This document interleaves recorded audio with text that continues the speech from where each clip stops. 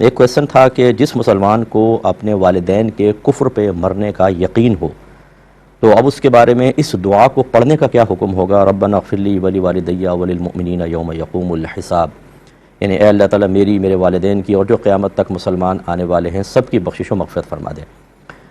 لیکن سب سے پہلے کویسچن کیوں بیدار ہوا اس کا آپ کو ویسے پتہ ہی ہے کہ اللہ تبارک و تعالیٰ نے قرآن عظیم میں یہ ارشاد فرما دیا کہ جو حالت کفر پر مر گیا وہ ہمیشہ ہمیشہ جہنم میں رہے گا۔ اس کا مطلب ہے کہ اس کے لیے مغفرت کا مطلب ہوتا ہے سابقہ گناہوں کی بخشش، اس کا بھی کوئی چانس نہیں، نہ وہ عذاب سے باہر ہوں گے نہ ان کے عذاب میں کوئی تخفیف ہوگی۔ عمومی قاعدہ یہی ہے۔ جب اللہ تبارک و تعالیٰ کا یہ حتمی طور پہ حکم آ گیا جس میں کوئی شک و شبے کی گنجائش نہیں، تو اب اگر کوئی مرحوم کافر کوئی شخص فوت ہو گیا، جس کو ہم مرحوم، ویسے تو مرحوم مانا ہوتا ہے جس پر رحمت کی گئی، لیکن ہم مرنے والے کو اکثر کہہ دیتے ہیں۔ اسی تناظر میں نے عرض کیا کہ اگر کوئی شخص مر گیا اور حالت کفر پہ مر گیا اب اس کے لیے دعائے بخشش و مغفرت کرنے کا مطلب ہمیں یقین ہوگا کہ شاید اس کی بخشش ہو جائے، حالانکہ قطعی طور پہ یقینی آیات کہہ رہی ہیں کہ نہیں ہوگی، تو ہمارا دعائے بخشش و مغفرت کرنا دراصل ان یقینی آیات کے مضامین پر شک کی ایک علامت بنے گا،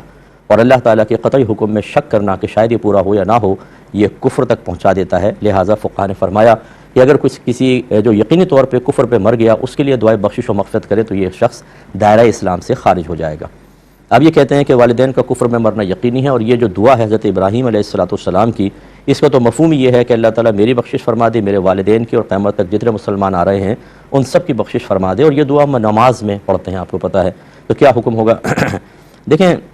اس دعا کو اس نیت کے ساتھ پڑھنا کہ یہ ایک نبی کی دعا ہے اور میں اس دعا کو حصول برکت کے لیے پڑھ رہا ہوں، اور اس کا جتنا حصہ ممکن ہے، جیسے اپنے لیے دعائے بخشش و مغفرت اور دیگر مسلمان بھائی بہنوں کے لیے دعائے بخشش و مغفرت، اس پر مفہوم کے اعتبار سے اعتقاد رکھ کر آپ دعا کریں، لیکن والدین کے لیے صرف ایک دعا کی نقل کا ارادہ کریں کہ ابراہیم علیہ السلام کی دعا کو برکت کے لیے پڑھ رہا ہوں، اس کے مضمون کا ارادہ نہ کریں کہ اپنے والدین کے لیے دعائے بخشش و مغفرت کر رہا ہوں، کیونکہ یہ پھر آپ کو دائرہ اسلام سے خارج کرے گا۔ یا آپ پوری دعا کے بارے میں بس اتنی نیت بھی کر سکتے ہیں کہ میں ابراہیم علیہ السلام کی دعا کو دہرا رہا ہوں، اس کے مضامین پر غور نہ کریں، یا یہ اعتقاد مضبوط رکھیں کہ بس ان کے لیے دعائے بخشش و مغفرت نہیں ہے جو کفر پہ مر گئے، باقی سب کے لیے کر رہا ہوں، تو بالکل اس کی گنجائش نکلے گی۔ اور اگر آپ نے واقعی اس قصد و ارادے کے ساتھ یہ دعا پڑھی کہ میرے والدین کے لیے ہو سکتا ہے بخشش کا کوئی سبب بن جائے، تو پھر آپ کے لیے خود حکم کفر متوجہ ہو سکتا ہے۔